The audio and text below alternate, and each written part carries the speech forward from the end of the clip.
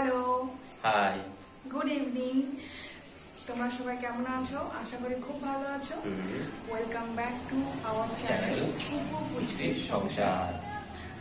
তো আজকে কোনো খাওয়ার ভিডিও নয়, কোনো কিছু চ্যালেঞ্জ নেই, কিছু নেই। আজকে সিম্পল একটা ডিমের রেসিপি আমরা করব, সেটাই তোমাদের সাথে শেয়ার করছি। তোমরা প্লিজ আমাদের সঙ্গে থেকো আর দেখো। খুব সিম্পল একটা, যেরকম ভাবে ঘরোয়া করা হয় রান্না, ঠিক সেভাবে ডিমের ঝোল করবো, রেসিপি করবো। তোমরা আমাদের সঙ্গে থাকো। চলো শুরু করি। ওকে।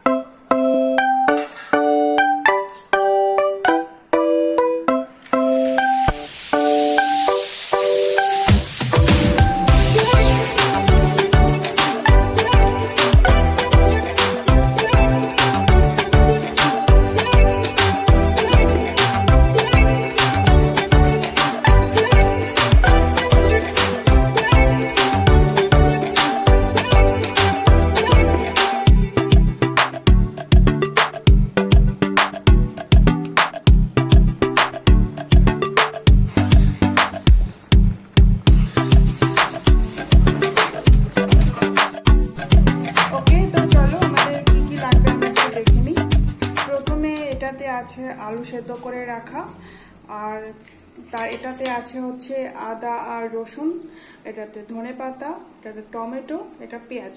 খুব সিম্পল একটা রেসিপি, যেভাবে ঘরোয়া রান্না করা হয়, একদম সিম্পল। আর এই হচ্ছে মোটামুটি আমাদের রেসিপি, মানে ইনগ্রেডিয়েন্টস। আর এখানে হচ্ছে আমার কড়াইতে তেল দেওয়া হচ্ছে ডিমটা ভেজে নেওয়ার জন্য। একটু তাপিয়ে ডিমটা দেব, যাতে ডিমটা ঠিক মতো ভাজা হয়। ডিমগুলো ভাজা কমপ্লিট। এরপরে আমাদের নেক্সট যে ইনগ্রিডিয়েন্ট, সেটা দিয়ে দেব। ডিমটা নামিয়ে নিচ্ছি। আমি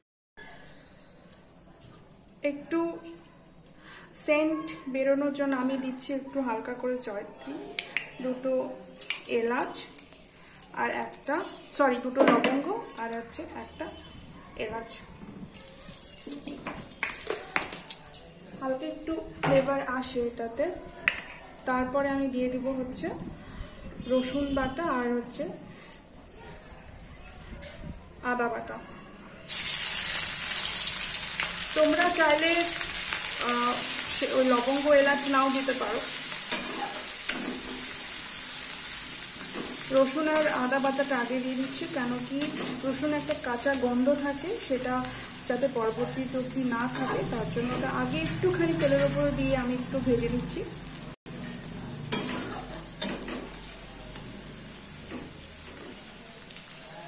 তো মোটামুটি রসুন আর আদা হালকা ভাজা হয়ে গেছে।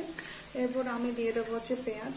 পেঁয়াজটা আমি বাটিনি, আমি জাস্ট কুচি কুচি করে পেঁয়াজটা কেটে দিয়েছি, কারণ কি এটা কষানোর সময় গলে যাবে।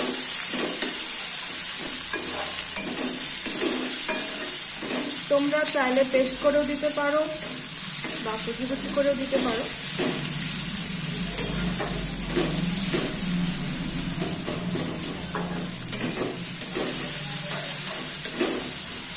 এরপরে আমি দিয়ে দেবো টমেটো।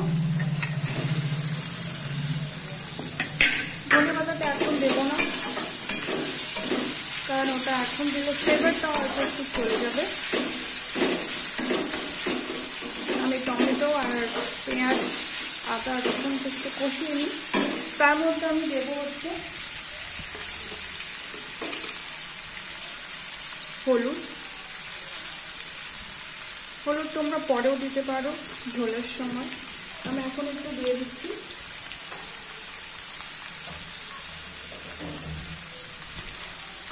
তারপরে দেবো হচ্ছে একটু জিরে গুঁড়ো। আমি বাটছি না, কারণ জিরে গুঁড়োটা অলরেডি আমাদের দিয়েছিল। তারপরে দিয়ে দেবো হচ্ছে একটু ধনে গুঁড়ো, ভাজা ধনে গুঁড়ো। তারপরে দেবো হচ্ছে লঙ্কার গুঁড়ো। তোমাদের হিসাব মতো তোমরা দেবে। আমি একটু কম দিচ্ছি, আমাদের বাড়িতে তাহলে একটু ঝালটা একটু কম খায়।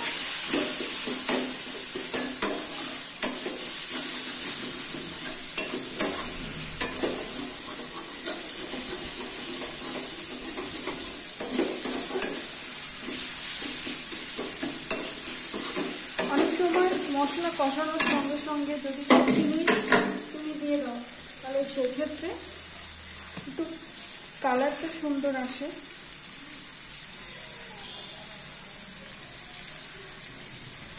আমি সেটাই করলাম।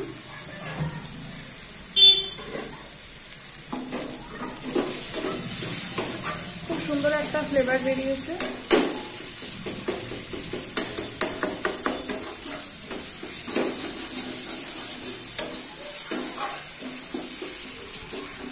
তো মশলাটাকে একটু কষিয়ে নিয়ে আমরা আবার ফিরে আসছি। মশলাটা একটু রেডি করে আমরা আবার ফিরে আসি। তো বন্ধুরা, তোমরা দেখতেই পাচ্ছ মশলাটা আমাদের মোটামুটি কষানো কমপ্লিট, কারণ হালকা একটু তেল ছাড়তে অলরেডি শুরু করে দিয়েছে। তো এরপরে আমরা দিয়ে দেবো আমাদের সেদ্ধ করে রাখা আলু। দেখো খুব সুন্দর একটা কালার এসেছে।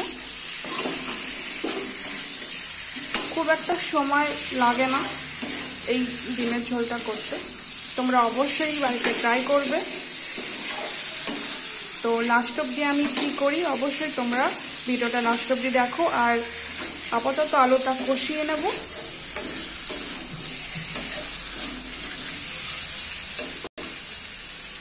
একটু কষুক। আচ্ছা, উনি তো রান্না করতে ব্যস্ত, তো ভাবলাম আমি সেই সুযোগ আপনাদেরকে বলে দিই। আমার চ্যানেলটি কিন্তু অবশ্যই সাবস্ক্রাইব, লাইক, শেয়ার আর কমেন্ট করতে ভুলবেন না। আর হ্যাঁ, পাশে থাকা বেল আইকনটা কিন্তু অবশ্যই বাজিয়ে দেবেন।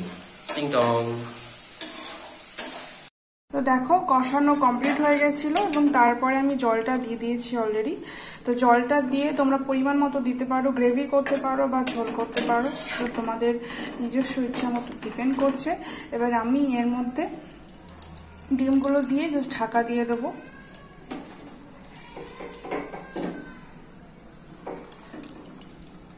হয়ে গেছে, ডিমটা দিয়ে আমি ঢাকা দিয়ে দিচ্ছি। মোটামুটি 10 মিনিট মতো এটা একটু ফুটবে, তারপরে চলো ফিরে আসছি।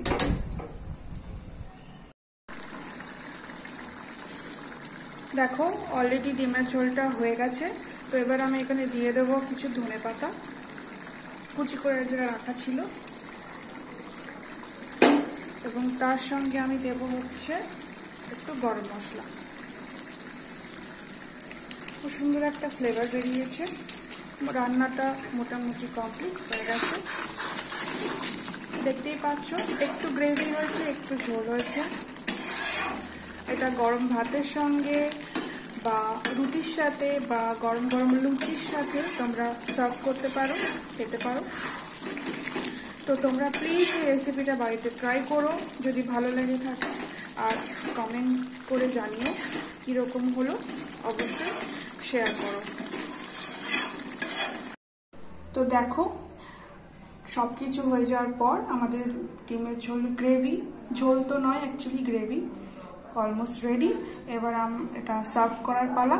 তো তোমরা এটা অবশ্যই ট্রাই করো এবং আমাদের বলো কিরকম হয়েছে।